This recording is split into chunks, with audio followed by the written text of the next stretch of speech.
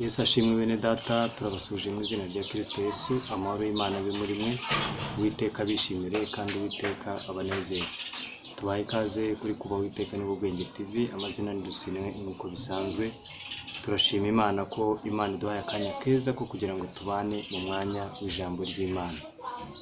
Mwese tubifurije Noheli nziza n'umwaka mushya muhire wa 2025. Uwiteka azabane namwe kandi Uwiteka azabane natwe. Uwiteka azabagire neza, azabaho umugisha kandi azabaho imbaraga ziva hera urusengero. Imbaraga zo yakoreye muri Kristo Yesu ubwo yamuzuraga, izo nizo tubifurije uyu mwaka tugiye gutangira, ndetse n'izimera z'uyu mwaka wa 2024 kugira ngo muzawusoze amahoro kandi muzatangire undi mwaka amahoro.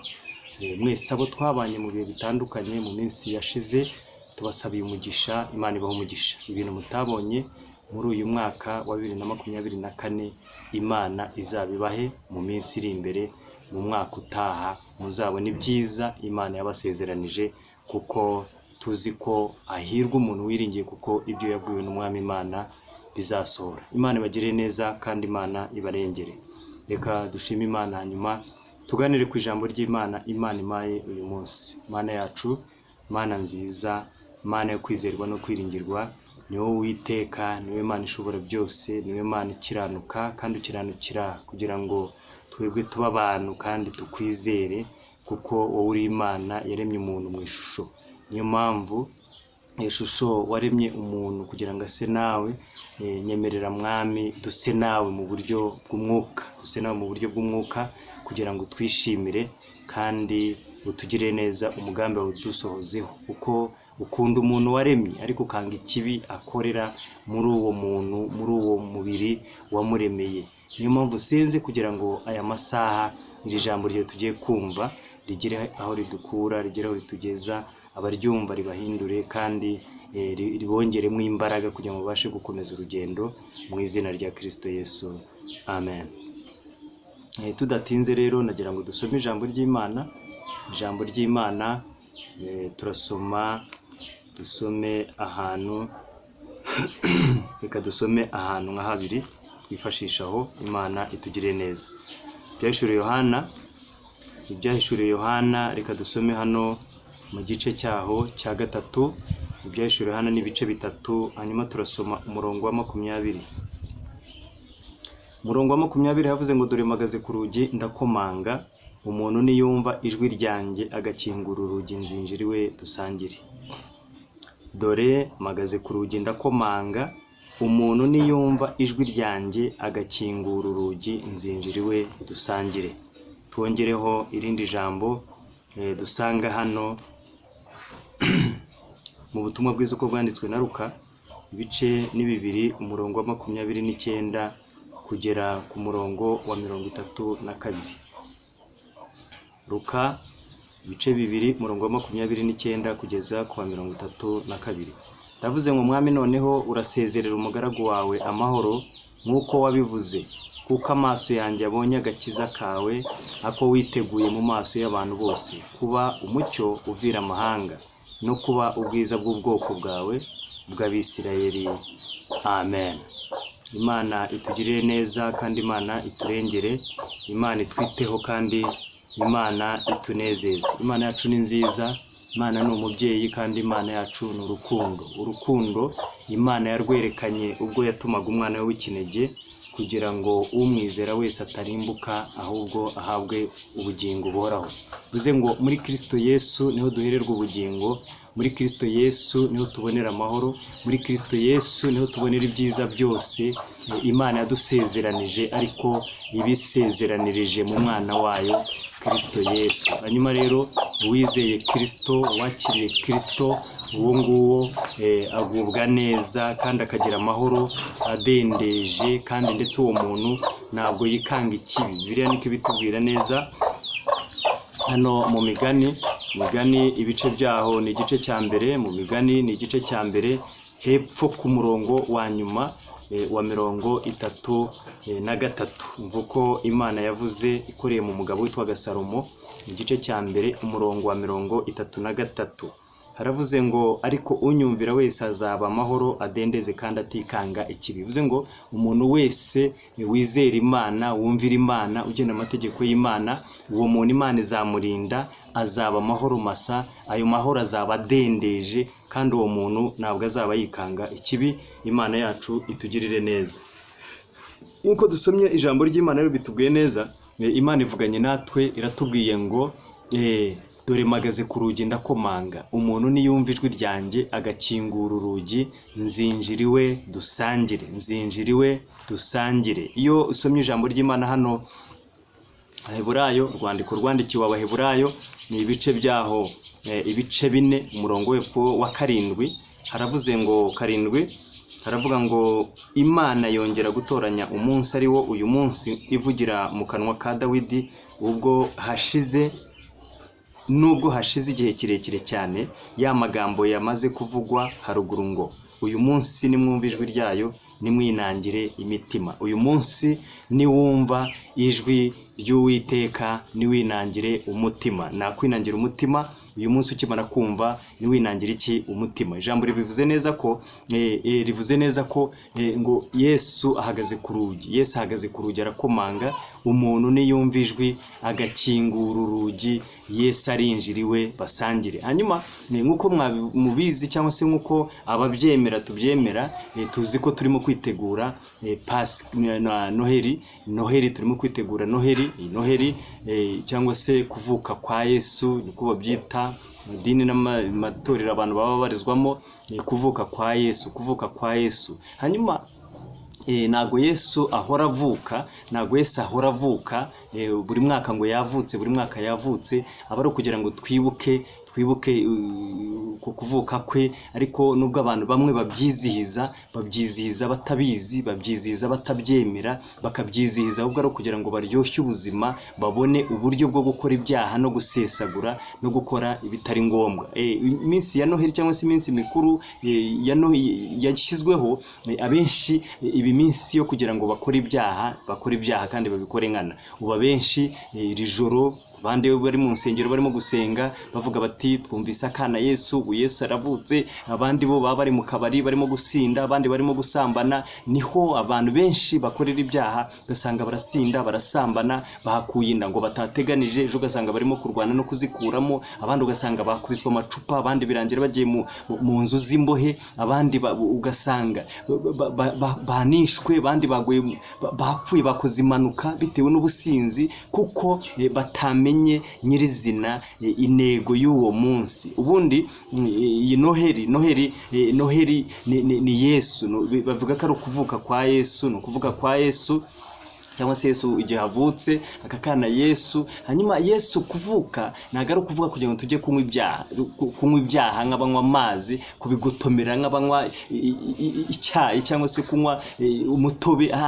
Ntago ari cyo bisobanura kuvuka kwa Yesu. Kuvuka kwa Yesu ni ukugira ngo tubone ubugingo. Kuvuka kwa Yesu ni ukugira ngo tubone agakiza. Nicyo cyatumye Yesu aza, nicyo cyatumye Yesu avuka, akavukira mu mwari Mariya. Ijambo ry'Imana rivuga ngo iki? Iyo usomye hano mu butumwa bwiza uko bwanditswe na Luka, ubutumwa bwiza uko bwanditswe na Luka mu gice cyaho cya mbere, gice ni cya mbere guhera ku murongo wa 26, uza gusangamo amakuru ya Gaburiyeli.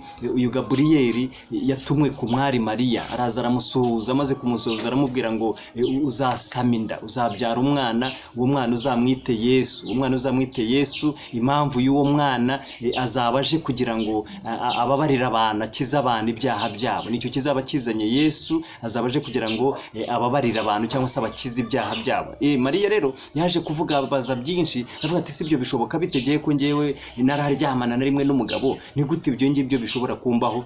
Ariko muri icyo kiganiro arabwirwa ngo umwuka w'Imana azamuzaho, imbaraga z'Imana zizamukingiriza, nicyo gituma uwera uzavuka azitwa umwana w'Isumba byose. Hanyuma rero ayo makuru yose yahawe, amaze kuyahabwa aravuga ati umuja wawe ndi imbere yawe, ibyo byose ndabyemera ndabyemeye ibyo bimbeho. Niko byaje kugenda nk'uko yari yahawe ikimenyetso cy'uko mubyara wo mu rukiga witwaga Elizabeth umugore wa Zakariya yari atwite, yari afite inda yo mu zabukuru ariko kwezi kwa gatandatu. Yaje kujya barahoberana, bahoberanye ndetse bamaze guhoberana abana basimbagurikira mu nda, ari we Yohana yuzuzwa mwuka wera kuko nawe yari afitweho amakuru akomeye yuko ari uzabineguza uwo mwana Yesu.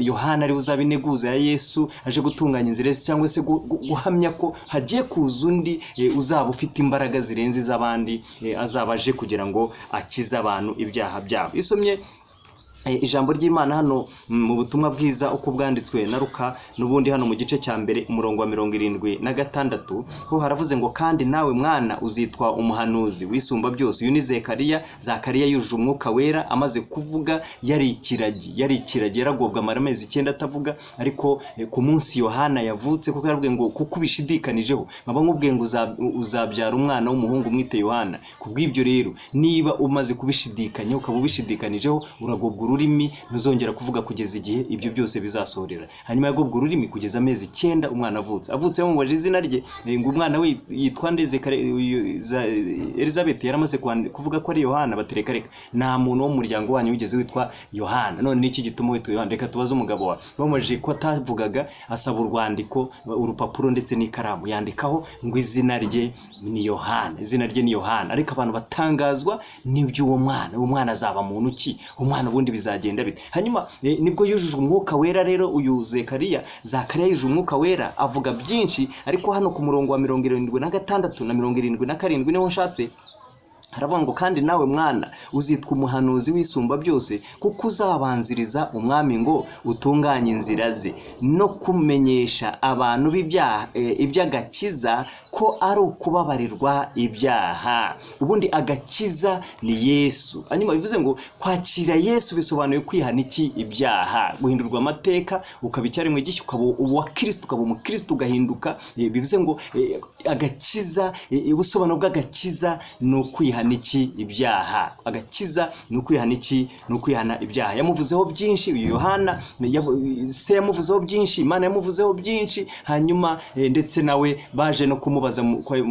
butumwa bwiza kubanditswe na Matayo mu gice cya 3 bamaze ngo ubundi urinde ni wowe Kristo. Atereka reka wowe surinde genda ijwi ry'urangurura mu tayo ngo mutunganye inzira z'Uwiteka, mugore inzira ze, igikombe cyose kizuzwa n'udusozi tuzaringanizwa. Hanyuma agiye murimo kubona hano ndimo kubabatirisha amazi, inyuma njye hari undi uzaza abatirisha umwuka wera n'iki n'umuriro. Nawe Yohana yagize gute? Yarabyivugiye. Hano rero nkuko Mariya yarimo abibwirwa, uyu Mariya icyo gihe ngo yari yarasabwe n'umusore, uyu musore witwaga Yosefu, rero wari waramusabye. Hanyuma ngo bitegura gukora ubukwe cyangwa se bitegura kubana. Muri iyo minsi rero uyu Mariya ari aho ngaho ko Marayika yakamara kubimubwira byose byarangiye, byaje kurangira. Hanyuma umukobwa koko asamye inda, ariko asamye inda atahuye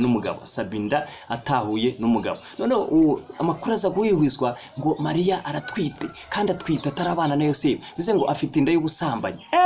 Yosefu akimara kubyumva aravuga ati barakubeshye gute nabana nawe warasambanye? Nibibaho kandi nibishoboka koko, urabyumva nawe. Hanyuma umuntu arabizi ko bataryamanye, none afite inda y'ubusambanyi ni gute? Ariko ngo kuko yari umukiranutsi yanga kumukoza isoni mu kumugaragaro, ngo apanga kumubenga rwihishwa. Hano rero ku murongo mu gice cya mbere Matayo ubutumwa bwiza murongo wa 20 ngo akibitekereza marayika w'umwami Imana amubonekera mu nzozi ati Yosefu mwene Dawidi witinya kurongora umugeni wawe Mariya, kuko imbuti muri Mariya umwuka wera, azabyara umuhungu uzamwite Yesu, kuko ari uzakiza abantu be ibyaha byabo. Nuko ibyo byose byabereho kugira ngo ibyo umwami Imana yavugiye mu kanwa k'umuhanuzi bisore ngo dore umwari azasama inda kandi azabyara umuhungu azitwa Immanuel, risobanurwa ngo Imana iri kumwe natwe. Aya ni amagambo yari yaravuzwe nande?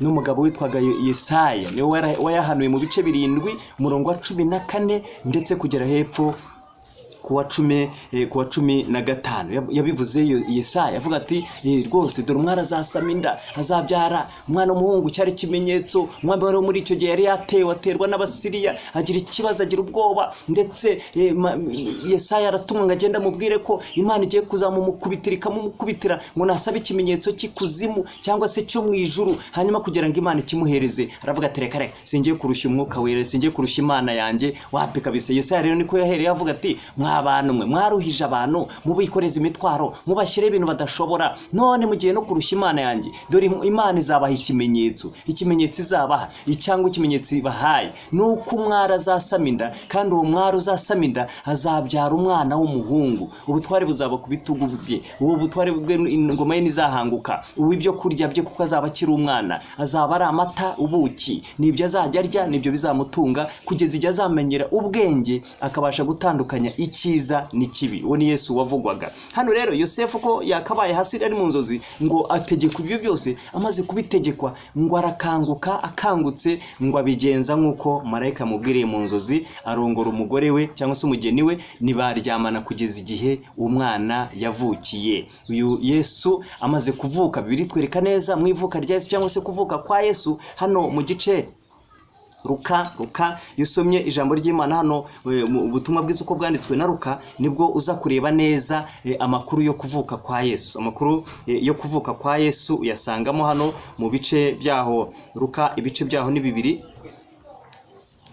kuza guhera ku murongo wa mbere kumanuka hepfo, ariko iyo uhereye ku murongo w'8 uraza gusangamwo amakuru nari nshatse kuvuga. Uyu Yosefu na Mariya bavukaga epfo kwa Dawidi epfo ngiyo. Hanyuma umwami wari uriho arategeka ngo abantu bose bajye kwandikwa, basubire mu midugudu y'iwabo bajye kwandikwa, bagende bandikwe, bongere basubiremo biyandikishe barebe ko bacyanditse. Na none Imana irimo kuburira abantu kugira ngo bongere bisuzume, barebe ko amazina yabo cyanditswe mu gitabo cy'ubugingo, urebe ko Kristo agituye muri wowe, yavukiye muri wowe. Intego y'amasengesho cyangwa se intego y'iri jambo ry'Imana nuko Kristo yavukira muri wowe, atavukiye mu idini cyangwa se kuri radio babicuranga, ahubwo Kristo mwemerera avukire muri wowe, Kristo avukire muri wowe. Navukire muri wowe impinduka ziragaragara, navukira muri wowe urahinduka bigaragare, urera imbuto zikwiriye biha, nicyo kigaragaza ko Kristo ari muri wowe, yavukiye muri wowe. Hanyuma Kristo rero arashaka kuvukira, arashaka gutura muri wowe. Mu by'ukuri nubwo ari umuhango ugenda uba ugaruka buri mwaka, ariko Kristo arashaka kuvukira muri wowe, Kristo agatura muri wowe. Niyo mpamvu avuze ngo dore magaze ku rugi ndakomanga, umuntu niyumva ijwi ryanjye agakinga urugi nzinjirwe dusangire. Baragiye bajya kwiyandikisha nk'uko amategeko bari bayahawe yari ameze, ariko bagiye kwiyandikisha mu kugaruka bubiriraho, babura icumbi, bajya kurara mu kiraro.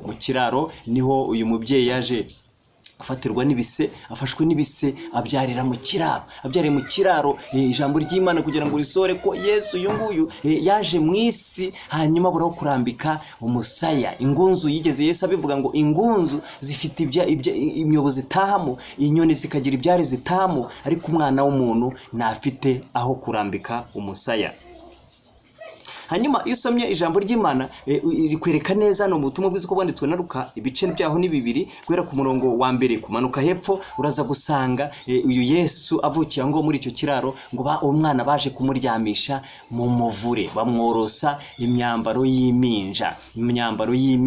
Hanyuma Yesu yusomye iri jambo hano ku murongo w'8, ngo muri icyo gihugu harimo abungeri bararaga ku gikumba bahindana kurinda umukumbi wabo, nuko marayika w'umwami Imana abahagarara iruhande, ubwiza bw'umwami burabagirana bubagota impande zose, bagira ubwoba bwinshi. Marayika arababwira ati mwitinya, dore ndababwira ubutumwa bwiza bw'umunezero mwinshi uzaba ku bantu bose, kuko uyu munsi umukiza bavukiye mu murwa wa Dawidi, uzaba Kristo umwami. Iki nicyo kiri bubabere ikimenyetso, nuko muri busange umwana w'uruhinja yoroshwe imyenda y'impinja, aryamishijwe mu muvure w'inka. Nyumvire umwami wabwiwe uzavuka, ubutware ubutware buzaba ku bitugu bye. Uyu Yesu ingoma itazahanguka. Nyumvira ahantu avukiye yicishije bugufi, wari ufite icyubahiro ahindukwa nk'umugaragu, yiyambura cya cyubahiro yahoranye, yiyambura bwa budahangarwa, yiyambura cya gitinyiro, yiyambura bwa bwiza yahoranye mu ijuru,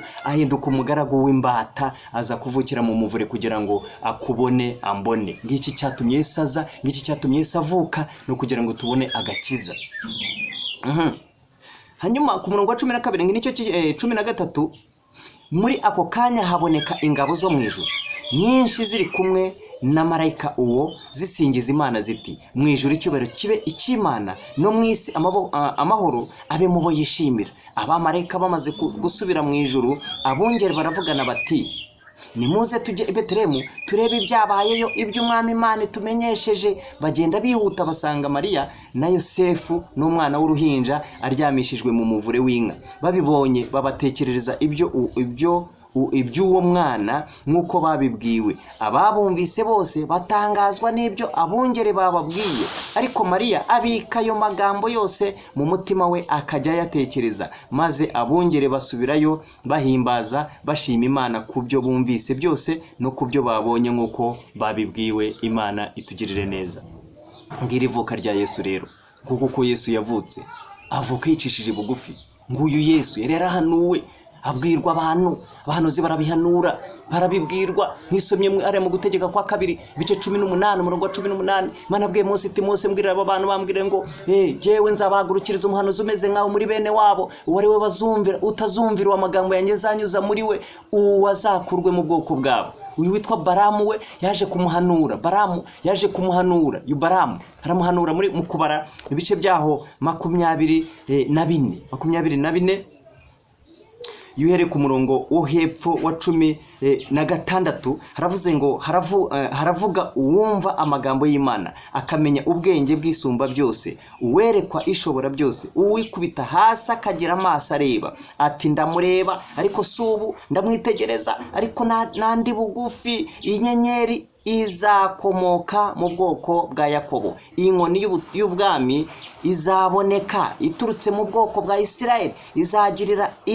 izagiriza inkiko z'Imowabu, izatsinda hasi abasheti bose. Urumva, ndamureba ariko subu, ndamwitegereza ariko nandi hafi. Iyo usomye ijambo ry'Imana hano, ubutumwa bwiza uko ijambo ry'Imana nk'uko Yesaya yabihanuye we, Yesaya igice ni cya 9 umurongo wa 5, umva uko yavuze 9:5. Yesaya, nuko umwana yatuvukiye, duhawe umwana w'umuhungu, ubutware buzaba ku bitugu bye, azitwa igitangaza, umujyanama, Imana ikomeye, data wa twese uhoraho, umwami w'amahoro. Gutegeka kwe n'amahoro bizagwirira ku ntebe ya Dawidi, n'ubwami bwe bitagira iherezo, kugira ngo bibukomeze bibushyikirize guca imanza zitabera no gukiranuka, uhereye none ukageza iteka ryose. Ibyo ngibyo Uwiteka Nyiringabo azabisohoresha umwete we. Nyumvira, duhawe umwana w'iki? Umuhungu. Baramu yaramuhanuye kera, amuhanura kera bari mu rugendo, barimo kuva mu gihugu cya Egiputa bajya i Kanani. Ariko uyu we witwa Yesaya araje nawe arabihanuye, abihanuye we hashize imyaka igera muri 700. Duhawe umwana w'umuhungu, wabihanura areba ari hafi ko bamuhawe. Ariko uyu Baramu aravuga ati ndamureba ariko nandi hafi, ndamwitegereza ariko ari kure, ndareba ari kure. Ariko Yesaya wavuze ko duhawe umwana w'iki? W'umuhungu. Ariko hashize imyaka igera muri za 700 kugira ngo Yesu azavuke, iri sezerano babwirwaga rizasohore. Urumva igihe gishize. Uyu munsi rero niwumva ijwi ry'Uwiteka niwinangira umutima. Yesu arimo gukomanga. Yesu arashaka kuvukira mu rugo rwawe, mu mutima wawe, mu nzu yawe ari wo mutima wawe, mu rugo rwawe ari wo ubwawe, kuko urugo ni inzu y'Imana. Mu inzu y'Imana, inzu y'Imana nimwo Yesu ashaka kuvukira, nimwo Imana ishaka kuvukishiriza umwana wayo. Hanyuma ijambo ry'Imana nk'uko ribitwereka, tuza kubona ko abanyabwenge, yisomye ijambo ry'Imana umva ko Yesu amaze kuvuka abanyabwenge b'iburasirazuba baje kubona itara cyangwa se inyenyeri y'uyu mwami Yesu wari wavutse. Hanyuma ngo babonye iyo nyenyeri baravuga bati uyu ni umwami wavutse nakabuza. Bafata ibintu by'igiciro byinshi, barangije barahaguruka bava iburasirazuba baza bayobowe n'inyenyeri, baje gutura umwami amaturo. muri bukika ko ikizamutunga ni amata n'ubuki. Hanyuma byagombaga gutangwa n'ababizi, n'abazi gukora umurimo, n'abashyizweho kugira ngo bakore izo nshingano. Hanyuma niyo mpamvu umuntu batagomba guhangika wibaza uko ejo bizagenda, kuko Imana izi uko yateguye ibizakubeshaho n'ibizagutunga. Yesu avutse abanyabwenge bazana ibihumura, bazana ishangi, bazana icyome. Ibi byose amazahabu barabizanye, babizaniye iki? Umwami Yesu. Baraje ngo bayobowe n'inyenyeri, ariko icyanangaje baza kugira ubwenge bw'isi. Bageze hafi y'ibwami baribwira bati bwami byanze bikunze niho umwami yagize gute? Yavukiye. Kandi Yesu yavukiye mu kiraro cy'inka, mu musozi, mu ishyamba, ahantu hasuzuguritse, hagayitse, hatagaragara ko Yesu kuko ari umwana w'Imana cyangwa se ari umwami. Hanyuma ngo bahageze inyenyeri yabayoboraga barayireka, baradeviya cyangwa se barakata bajya kureba umwami ko yavukiye ibwami kwa Herode. Agezeyo barabaza bati ko twabonye inyenyeri y'umwami wavutse, none mwatweretse uwo mwami tukamutura amaturo ko aricyo kitugenza. Umwami ngahagarikana umutima nabo mu rugo rwe bose, aravuga ati se ibyo bintu bimeze bite? Niko arabaririza, muza n'ibitabo barasoma baza gusanga ko Yesu azavukira hehe? Betelehemu. Hanyuma rero ngo maze kubareza neza amakuru yaperereje neza, aravuga ati nimugende murebe uwo mwana mumuture, hanyuma mumurebe, hanyuma mungarukanira amakuru y'imamo, nanjye kugira ngo nje kuramya uwo mwana. Ariko mu by'ukuri si yari intego, ahubwo yagira ngo ajye kumwica atamusimbura ku bwami. Nyamara Yesu cyari kimuzanye si ubwami bw'ino, si ubwami bwo muri uyu mubiri, ni ubwami buzaza mu bundi bugingo, mu bundi buzima. Ntago ari ubwami bw'ino, ntago ari ubwami bwo kurwanira ubuperezida n'ubwami bw'ino. Si icyubahiro cy'ina yashakaga, icyubahiro yashakaga yagishakiraga se, ndetse mu bundi bugingo atari uwo. Hanyuma ngo baragiye bagezeyo basanga niko bimeze, basanga umwana araryamishijwe ari mu muvure, basanga ari kumwe na nyina na se, babatekereza uko byagenze byose. Umwana bamutura ya maturo bazanye, barangije bararyama nijoro. Marayika basanga mu nzozi arababwira ati muramenye mudasubiza ya nzira mwaturutsemo, kuko uriya mugabo si mwiza. Cyatumye batuma so kugira ngo ajye kuramya uriya mwana, ahubwo no kugira ngo ajye kumwica. Ahubwo mwebwe mufate indi nzira, mwitahere mwisubirire iwanyu, kuko icyo mwagomba gukora muragikoze, kandi mbahaye umugisha. Herode arategereje, arahebye. Amaze guheba nibwo yapangaga abwira abantu ati munyaruke mugende mujye kundebera ibyo mwana, mumufata uwo mwana mumunzanire, hanyuma uwo mwana mwice, nagomba kunsimbura ku bwami. Baragenda baraperereza bashaka umwana baramubura. Naho ku murongo wa 10 umurongo wa ibice bibiri Matayo umurongo wa 13, bamaze kugenda marayika w'umwami Imana araza abonekera Yosefu mu nzozi ati byuka ujyana umwana na nyina uhungire muri Egiputa, ugumeyo kugezaho nzakubwirira, kuko Herode agenza umwana ngo amwice. Nawe ahera ko arabyuka ajyana umwana na nyina nijoro ajya muri Egiputa, aguma yageze ubwo Herode amaze gutanga ngo ibyo umwami Imana yavugiye mu kanwa k'umuhanuzi bisohore, ngo nahamagaye umwana wanjye ngo ave muri Egiputa.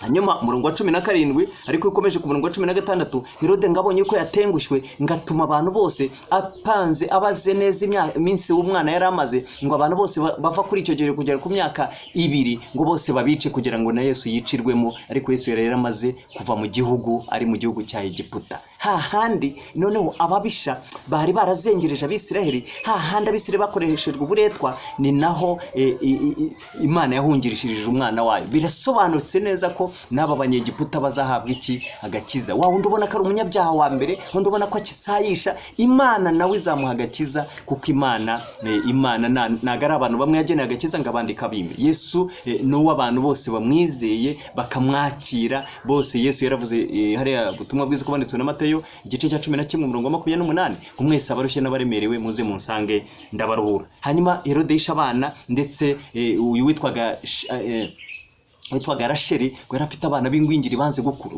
Hari abantu banze gukura mu ijambo, banga gukura mu buhamya, banze gukura mu ndirimbo, banze gukura mu gakiza, banze gukura, bahora ari iminja ni ingwingiri. None ngo bisha abana bose nabe bagenderamo, kandi bari bakuru, ariko kuko bari iki? Bari ingwingiri, baranze gukura, badatera imbere. Bega umuntu ukamusanga mu kanya ari mu maganya, mu kanya mwaganira ijambo ry'Imana atenda byumvise, mu kanya mwahutamo ugasanga de maganya hasi, ahubwo arutwa n'utarigeze amenya Imana. Kubera iki? Ni ingwingiri yanze gutera imbere ngo igire imbere aho dutunganirizwa nk'uko Abefeso 6 guhera ku murongo wa mbere havuga. Hanyuma hano ku murongo wa 17 ngo nibwo ibyavuzwe n'umuhanuzi Yeremiya byasohoye ngo induru yumvikaniye irama yo kurira no kuboroga kwinshi irashererera abana be, yanga guhozwa kuko batakiriho. Herode amaze gupfa 19, marayika w'umwami Imana araza abonekera Yosefu mu nzozi ari muri Egiputa ati, byuka usubize umwana na nyina mu gihugu cya Isiraheli kuko abashakaga kumwica bapfuye. Arabyuka ajyana umwana na nyina asubira mu gihugu cya Isiraheli. Imana itugire neza. Ku murongo wa 22 ngo ariko yumvise yuko Arikelayo yimye i Yudaya, ahase Herode atinya kujyayo, abwirizwa n'Imana mu nzozi ajya mu gihugu cy'i Galilaya, atura mu mudugudu witwa i Nazareti ngo ibyavuzwe n'abahanuzi bisohore ngo azitwa Umunazareti. Nguyu Yesu rero yavukiye Betelehemu akurira i Nazareti, ariko noneho aza kupfira hehe? I Gologota, i Nyabihanga. Imana itugirire neza. Hanyuma Imana irashaka ko wakira Yesu. Imana ishaka gutegura umutima wawe Kristo akavukiramo iri joro. Kristo arashaka kuvukiramo aka kanya, arashaka kuvukiramo, arashaka havukira Yesu, arashaka havukira hanyuma kugira ngo uyu Yesu avukire muri we. Kuvukira muri we, kuvuka kwa Yesu nagakiza, ni nako kubabarirwa iki? Kubabarirwa ibyaha. Urumva rero ngizi nzira nyinshi Yesu yaje kuvuka, hanyuma ariko aragenzwa. Nubwo yagenzwaga imigambi ya Satani yari ipanze, nago yahamye na nubwo yasohoye iyo uyu mugabo witwaga Herode yapangaga. Isomye ijambo ry'Imana hano Luka, ubutumwa bwiza kwanditswe na Luka, igice cyaho ni cya kabiri, igice ni cya kabiri. Iyo usomye ijambo ry'Imana guhera ku murongo waho wa 21 uza gusanga Yesu cyagihe mbere yuko agahungishwa hari iminsi yamaze mu minsi 8. Hari mategeko Imana yarabwiye Mose, yabwira umwana w'umuhungu w'imfura cyangwa se buriza imyaka yamegize iminsi 8 ajya kebwa umunwa w'icyo yambariyeho. Hanyuma uyu mwana agomba kujyanwa mu rusengero agasengerwa cyangwa se agagengwa cyangwa se no munsi turabasengera.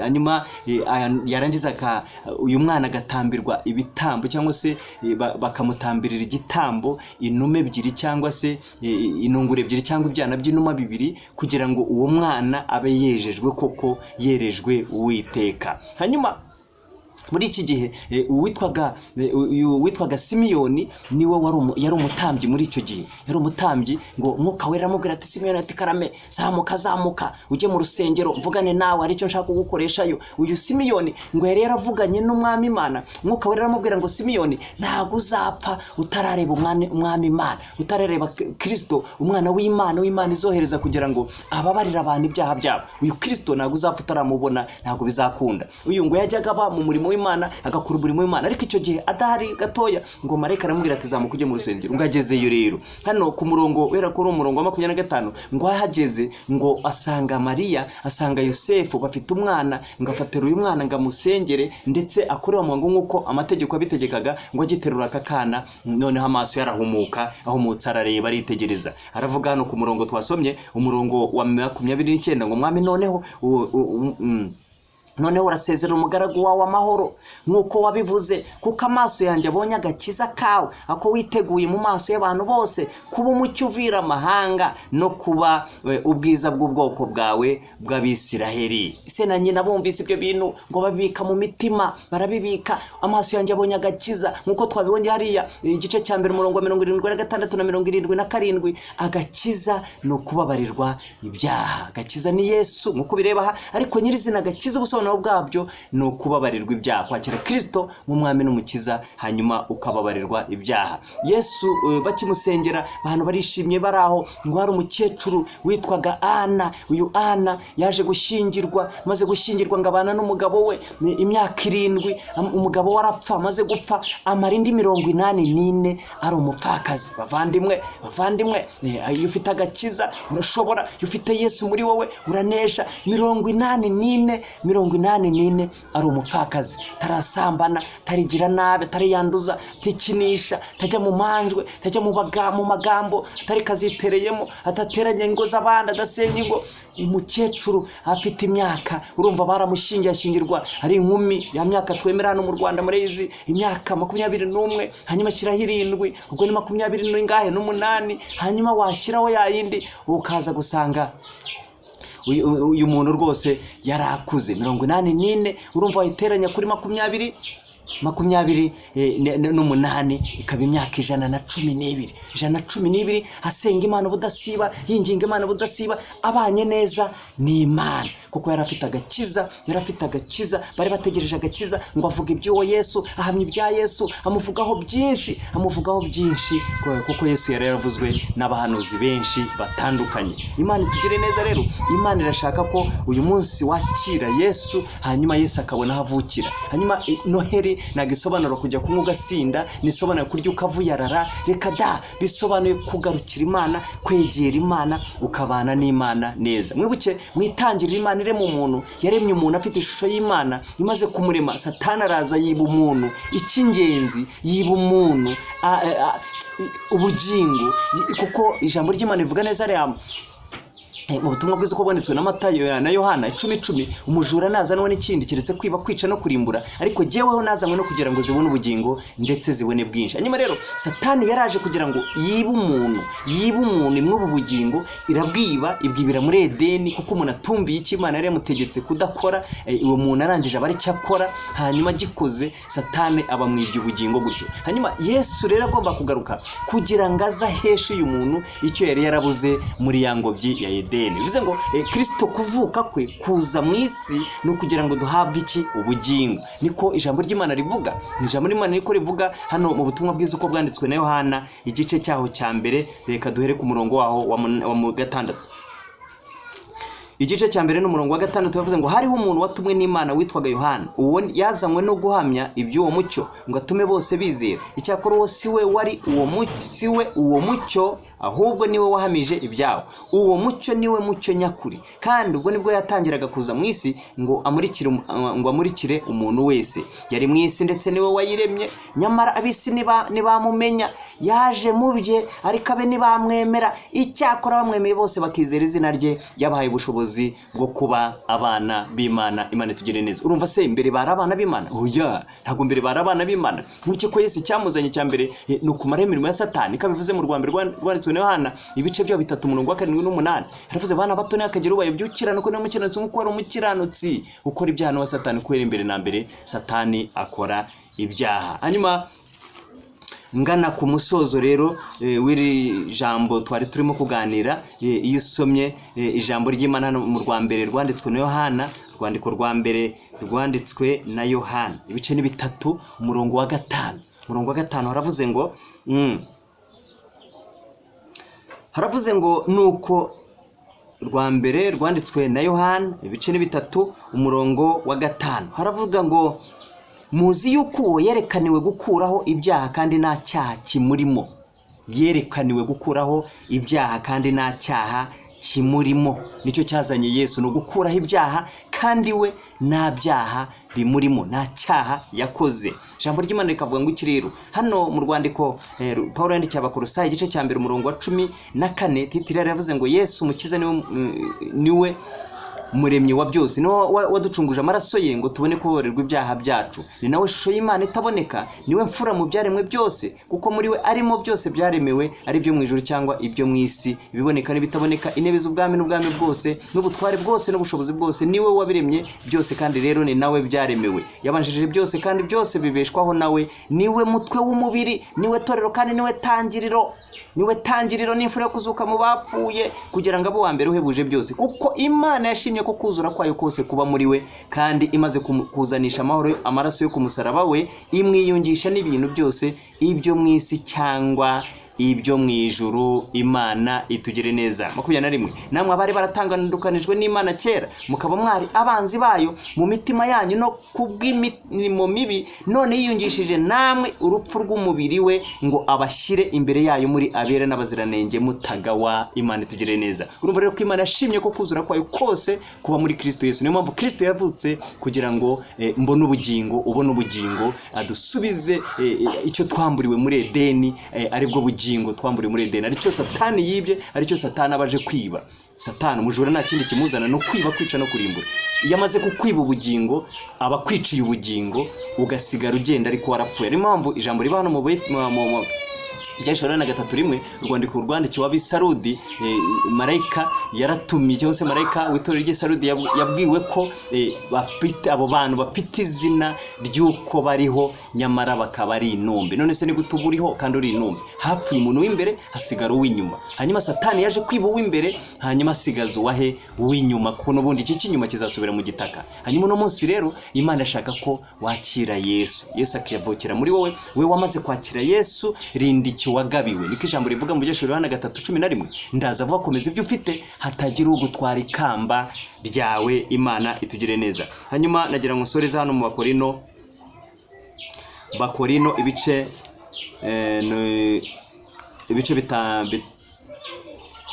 ibice byaho 5, rwa kabiri ibice 5, hanyuma umurongo wa 16. Nicyo gituma uhereye none tutazageraho dutekereza dukurikije amasekuruza, nubwo ariko twatekerezaga Kristo, ariko noneho tukumutekereza dutyo. Umuntu wese iyo ari muri Kristo aba ari icyaremwe gishya, ibya kera biba bishize, dore byose biba bihindutse bishya. Ariko ibyo byose bituruka ku Mana yiyunze natwe kubwa Kristo, ikaduha umurimo wo kuyunga n'abandi, kuko muri Kristo arimo Imana yiyungiye n'abari mu isi ntiyabikibabaraho ibicumiro byabo, kandi noneho yatubikije ijambo ry'umwuzuro. Nicyo gituma tuba intumwa mu cyimbo cya Kristo, ndetse bisa naho Imana bingingira muri twe. Nuko rero turabahendahenda mu cyimbo cya Kristo kugira ngo mwiyunge n'Imana, kuko utigeze kumenya icyaha Imana yamuhinduye kuba icyaha ku bwacu, kugira ngo muri we duhinduke gukiranuka kw'Imana. Imana itugirire neza. Hanyuma emerera Kristo, emerera Imana. Uyu munsi Imana ashaka ko umukiza avukira muri wowe.